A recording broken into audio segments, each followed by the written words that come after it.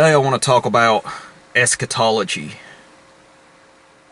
and I want to compare and contrast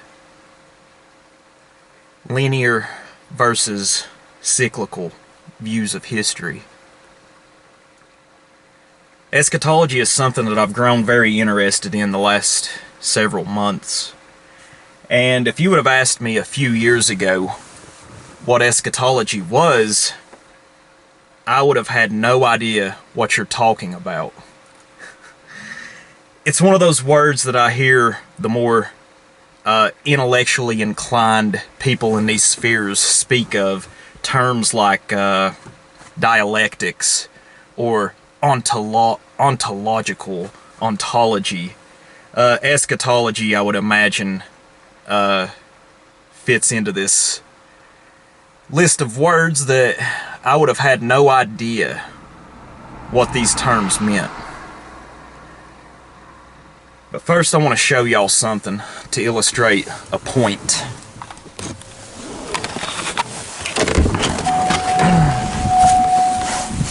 That I'm going to make later in this video. I'm back home, back up here in the hollers, up on the mountain. I want to head up to the top of the holler to my great-grandpa's old farm here shortly. But you know, eschatology deals with the view of time. And this is the church that I was raised in as a child. I was raised Presbyterian. This church was built in 1927, as you can see. My great-grandfather, whose farm is up there that I just mentioned, he helped build this church when he was 12 years old. In fact, he gathered rock out of the creek along with other children and workers. His father, Lafayette, helped put these rocks using the mortar with other men in place. This really reminds me of something that you would see in Scotland. And after all, I was raised Presbyterian. There's a beautiful little church, little mountain church. There was normally only about 20 of us in the congregation. This was where I was raised. And Christianity altered the native Europeans' view of time. Brings back a lot of memories being here. First job I ever had was mowing this yard. Had a push mower back in the early aughts. Little fellowship hall there. As you know, a lot of Ulster Scots were Presbyterian. And when they came to the New World, some of them clung to Presbyterianism. But here in Appalachia, many of the Scots-Irish decided to trade Presbyterianism in for the more fiery denominations of Baptist and Methodism. So let's head on up the holler.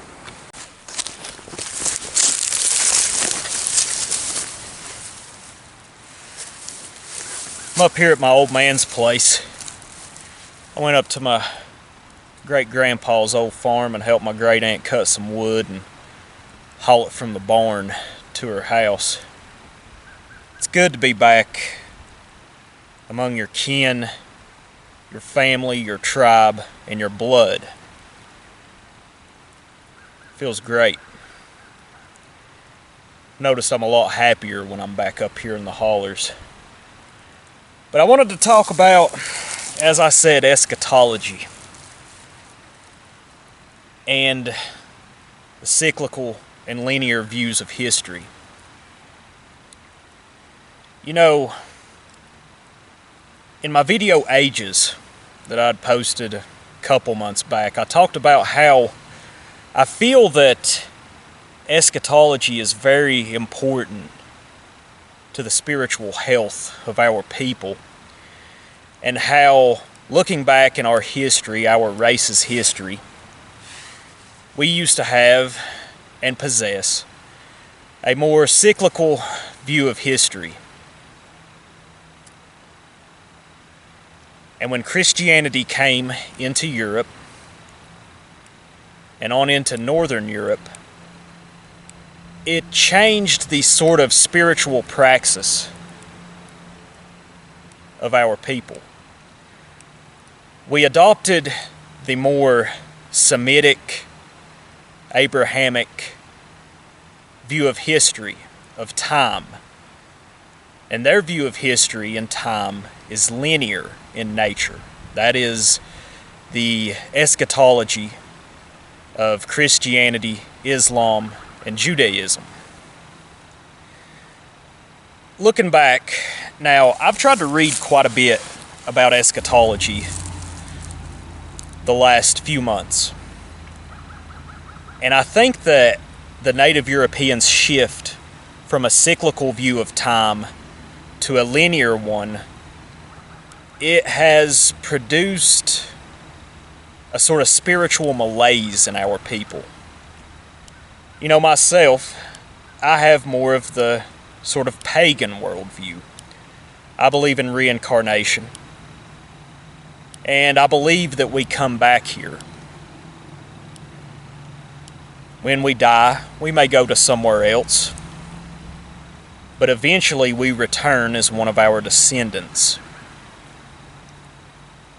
This cyclical view of history, you know, I've tried to read a bit about it. I know several months back, Imperium Press had put out an article talking about this very concept, this eschatology.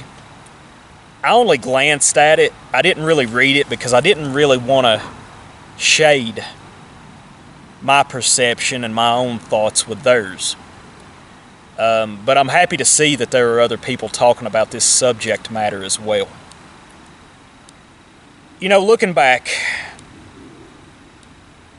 at the ancient Greeks and Hellenic civilization, all of these various sort of philosophical schools, such as Platonism, the Pythagorean schools of thought, and the Stoics, they really could not wrap their mind around a sort of end times eschatology in which there was no sort of rebirth following the cataclysm. Celsus, I believe he attacked Christianity in the 2nd century AD when Christianity was a very new phenomena. He criticized their linear sort of perception of time. And with Christianity, people viewed their sort of spiritual existence. You are born, you live, hopefully you serve God well enough to get to go to His heavenly kingdom. It is linear in nature. Or if you fail to serve God, perhaps you find yourself in hell. Now, this sort of linear view, as I mentioned earlier, I believe it has caused some problems, but I'll get into that a little bit later. You know, I believe it was, going back to the ancient Greeks, it was Hesiod. And this is something that I've observed in this sort of cyclical view of history and time, is that the number 4 figures prominently. It figures prominently into these things, and perhaps this number 4 is that our distant ancient ancestors in Europe, all parts of Europe, recognized that there were 4 seasons. Winter, spring, fall. I butchered that. Can't even get it in order, right? We have winter, spring, summer, and fall. And I believe that these seasons they were crucial in the formation, both physically and spiritually, of the native European. And Hesiod had written in one of his works talking about the 4 ages of man. This was back, I believe, in the 8th century BC. And To give you a quick overview, there was at one time the golden age of man. These men were perfect. They didn't have to contend with things. There were no seasons, and it was eternal, a sort of eternal, heavenly sort of existence. And then there was the silver age of man, the bronze age of man, and currently, in our state, the iron age of man. And they all degraded. I believe he split it up into two. He split the Iron Age of man into two sort of periods. There was the period of the demigods, who were very great and heroic. But unfortunately, according to him, most of them were killed and perished during the Trojan War. And then here we are in our current state of things. The number 4 also figures prominently in what was once our domain of the world, you could say, in the sort of Indo-Aryan traditions.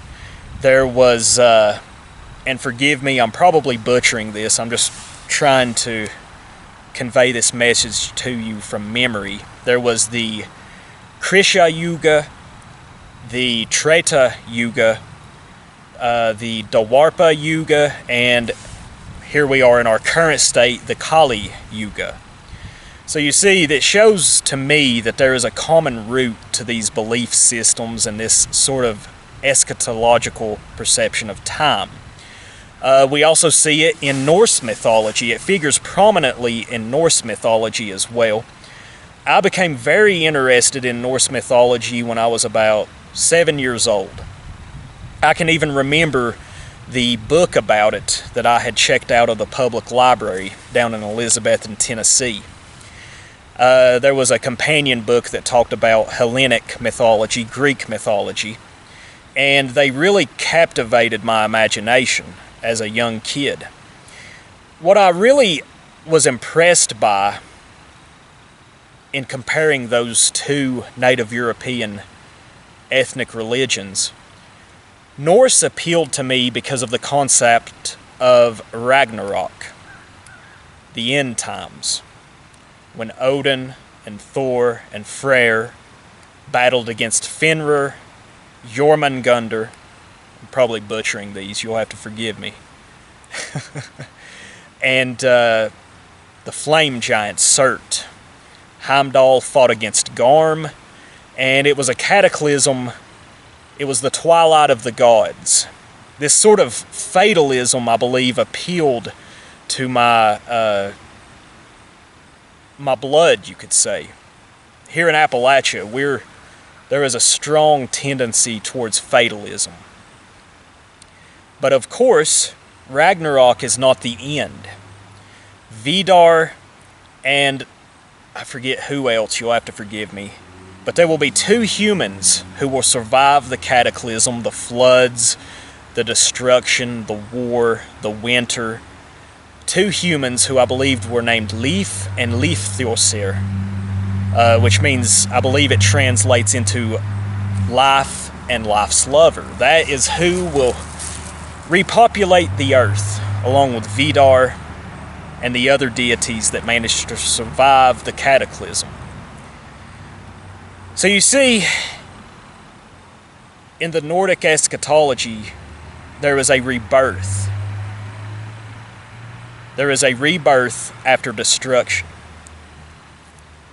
And the Greeks knew about this, the Indo-Europeans as well, which is, I believe, a lot of this stuff is derived from. And you see it everywhere. Now, Christianity came along and it shifted our sort of spiritual perception of time to being more linear. And I find a lot of these things extremely fascinating. You know, the number 4, how it figures in prominently into these things. And it's highly interesting, and I believe it has, you know, I don't mean to be too harsh against Christianity. I'm not interested in the sort of religious infighting that we see in these circles. But Christianity itself, I believe it had both positive, but it also had many negative consequences on our race.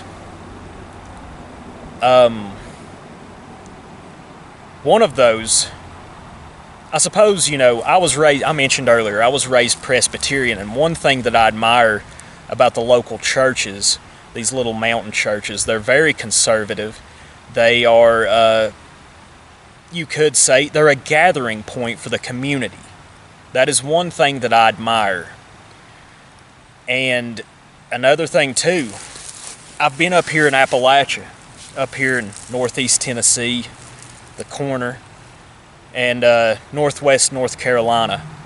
I've traveled around visiting family because my mother lives just across the state line in North Carolina. And I traveled yesterday to her holler, and then me and her husband went on down into Spruce Pine, North Carolina. And seeing the destruction of Helene has really it puts things into perspective. And I've talked about Helene at length the last couple of months. And what I see with Helene, this sort of tremendous natural force, this hurricane and these floods produced, these are the very devices, the very functions that have weathered down the Appalachian Mountains from time immemorial. This is the sort of forces that have created haulers. I mean, at one time it is said that the Appalachians chain millions of years ago was higher than the Himalayas, and look how much they have worn. They're among the oldest in the world. And I've talked to some of my friends, I've sent them pictures and I've posted video of just some of the damage that I've been able to observe. But they reassure me, and they say, in destruction there is creation. And I find a sort of comfort in this. You will rebuild, and the cycle never ends. And I believe the idea that time is a flat circle.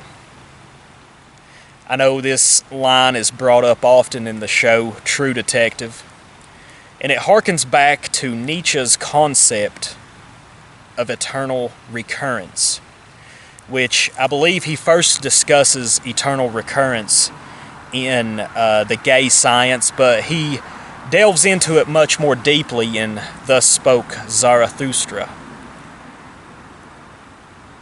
Some people can find this sort of thing discomforting. One of the problems, and this is something that I've heard Christians when I was growing up, they discuss this. I've heard them say or lament that I don't know if I want to bring children into this world because look how sinful it is. And I do not disagree with them on the sinful part. I was talking to my great uncle the other day. He is 80 years old. He has cancer, unfortunately. He's a really strong man, but we were having a pretty deep conversation, and he was talking to me about how he kind of feels like he's ready to move on. He's ready to go to heaven because this world is too sinful. And I mean, there's just in my unincorporated community here, I've seen a lot of things that are very sad. Not just from the flood damage, but our people here. Meth, fentanyl, and there's even a homeless problem now. This was not here 6 years ago when I left. Of course, the meth was. I struggled with that during the years of meth from 2016 to 2018, but it seems like it has really degraded. And I can understand a lot of people's view where they feel like they just want to throw their hands up and just move on to another plane. But I like the concept of eternal recurrence because I believe that the struggle never ends. And I know that sort of antenatal lamentation that I've heard some Christians mention before, I disagree with that completely. You want to bring your children into this world, and you want to do everything you can to leave it in a better shape than what you found it in. You know, I agree with what Varg Vikernes has said before. You know, Thule is, and I'm paraphrasing here, but, you know, he said Thule is not ours. We are borrowing it from our progeny. And if you think about it, that's exactly what we're doing. That is where I find solace and comfort in the ideas of reincarnation, eternal recurrence, because it fosters a sort of sense of responsibility. You are looking forward to the future. You're looking both backwards at the past, but you're also looking forwards. You're looking forward as well, but not in a sort of passive, a passively sort of nihilistic sort of way. Let me see if this battery's still working. Oh yeah, we still got battery. I apologize for that. I know I left my charger for my camcorder down in southeast Tennessee. I meant to bring it, but thankfully I got enough charge to finish this, I believe. Where was I? Yeah, eternal recurrence. You should also not want to just leave the world and your family's condition when you leave this mortal coil. You should want to leave it better, but you want to give your children and your progeny the tools to continue this sort of eternal cycle. And you know, things happen, destruction happens, but you need to, and you know, life throws us curveballs. There's bad things that happen, but you need to instill in your children a sort of mental toughness, emotional toughness, and not only that, but spiritual toughness in order for them to have the necessary willpower to keep carrying on and to never quit fighting. So, what are the benefits of reverting back to our eschatological perception of time, the cyclical view of history? I know Spengler wrote about the cyclical view. There were many philosophers. Evola, that's another one I forgot to mention. Evola, with his four estates, as he considered it. I believe he wrote about this in Men Among the Ruins back in 1953. He talked about the first estate being when the elite of a ethnicity or race, they possessed a sort of immaterial spiritual virility. They were a spiritual sort of aristocracy. Once again, the number 4 comes into play, as I said, followed by a sort of warrior caste who led the society and the civilization. And now, according to his cyclical view of history, we're sort of, at least here in America, we're in this sort of third estate, as he had written, where a sort of capitalistic oligarchy was in charge of society and civilization, which, you know, I'm a harsh critic of capitalism as a whole. I think capitalism, honestly, in many ways, is even more destructive to our people than communism was. I know that's a controversial opinion, but I have talked to people who lived in Eastern Europe prior to and at the fall of the Soviet Union, and I've read many things. Yockey talked about this in Imperium. I really think that capitalism is much more destructive. Neither of them are good, of course, for the native European, I believe. But I do think capitalism is much more insidious and, in the long run, much more destructive. But Evola's fourth estate was the sort of revolutionary collective with what we've seen during the, Judeo-Bolshevik Revolution, the Soviet Union. That is what he considered the fourth estate. So once again, even Evola recognized the number 4. But going back to the benefits, what are the benefits of this sort of Nordic eschatology is what I would call it? Well, I want to tell you a little story right quick. It was a couple of years back. I was working down in Coosa, Georgia. It's just west of Rome. And I had to go out to this lady's house, this older couple, both boomers, both are quite wealthy and own a decent patch of land. And I had been there before, and I had to go out there for a call. And as I was driving out there, I had noticed that she had paved her driveway's probably a quarter of a mile long. She had paved it with concrete. Probably a pretty costly procedure. And as I pulled up there and greeted her, she's like, "Do you like my new driveway? I spent my grandkids' inheritance on it." And at first, this kind of caught me off guard. This is the sort of stereotypical boomer action, you could say. I think she was joking with me. She's not a mean-spirited woman, and I have seen her grandkids, her young grandchildren, perhaps they're her great-grandchildren. I have seen them there running around her house and their piece of land before. So I think she was just joking. But this sort of linear view of history reminds me. There's an old AC/DC song called, what is it called? I think it's called "Have a Drink on Me." And in it, he is screaming about, just take it today, don't worry about tomorrow. I think this linear view of history neglects future generations. And I'm not going to blame this solely on Christianity. I'm not going to put this solely on that faith. Because I have observed Christians, many Christians, my dad, for instance, and his ancestors on both sides of my family, and I'm sure you can recognize some, who wanted to leave their children in a better position than what they found themselves in.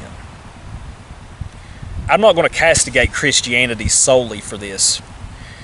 Maybe this is just something Christianity laid the foundation for this, but we see with what happened in the latter half of the 20th century, this sort of selfish, linear worldview has really degraded things, I believe. It's been an absolute negative. This linear view of history that you see crop up with the boomers, it very selfish. And it has produced a sort of what I would call negative nihilism,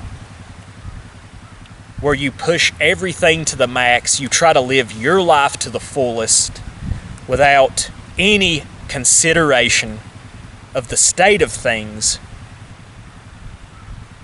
that your progeny, or if you don't have any progeny, the future generations will have to endure because of their selfishness. So, I think adopting the cyclical view of history, this sort of restructuring of our spirituality, it would benefit our people tremendously. I'm into the long game, all right? And that's something that I see sort of white nationalists, they fall into the trap of. They want total Aryan victory now. And this is rushed on by the view of sort of demographic decline, the great displacement, which I believe it is happening, of course. We've talked about it numerous times. But I've got hope for the future because I believe the native European race was here long before I showed up in my current form. And I believe... Now, I might be pessimistic about some things that's going to happen in the future, but the white race will be here long after I'm gone. we will find a way. I'm optimistic in the long run. I'm into the long game. That's what I'm into nowadays. I'm not just thinking about my daughter. I'm thinking about her children. If I have any sons or any more daughters, I'm thinking about their children. On down a couple more generations. I'm into the long game now. Because I don't see that this sort of mythical total Aryan victory now, that is just utopia. A sort of utopic vision. And I don't think it works that way. We need to sort of forge a new sort of spiritual elite that Evola had written about in his first estate. That is what we need. And then once we do that, this sort of highly intelligent and just high-minded elite, they will put things in place. They will have the structures that will lead to our people's reclaiming of their destiny. So yeah, I love the cyclical view of history. Anyways, I think I've rambled on long enough. I think me and the old man's going to go get something to eat. You know, I don't ask this much, but if you enjoyed this, I'd appreciate it if you shared it. If you got something out of it. Because I think it's that's what I'm into on this channel. I want to find the solutions that will lead to our ascendancy. And I believe those solutions lie within ourselves. You know, I think a lot of the people with our sort of racialist worldview, we look too much at the other races. And yes, they have done many things that have put us in this condition, but I still believe that our people, we're ultimately accountable for these things. And that's another thing I find comfort and solace in. The answers doesn't concern the other races. The answers are within ourselves. And you have to do the studying, and you have to make observations, and you have to form a sort of hypothesis to get at these answers. And then once you have the answers, you have to enact them. You have to live by it. But anyways, thank y'all for watching. I hope y'all have a happy Thanksgiving if you're in America. Hope you're able to spend it with your loved ones and your family. And if you're in Europe and the other parts of the world that our people inhabit, well, I hope y'all have an outstanding weekend. Thank y'all for watching. Bye-bye. Oh, I meant to add too, this is the last time you'll hear from me in the year 2024. I'm just going to be too busy in the month of December to produce anything. But hope y'all have a happy holidays. A good Yule. Merry Christmas. I'll see y'all next year.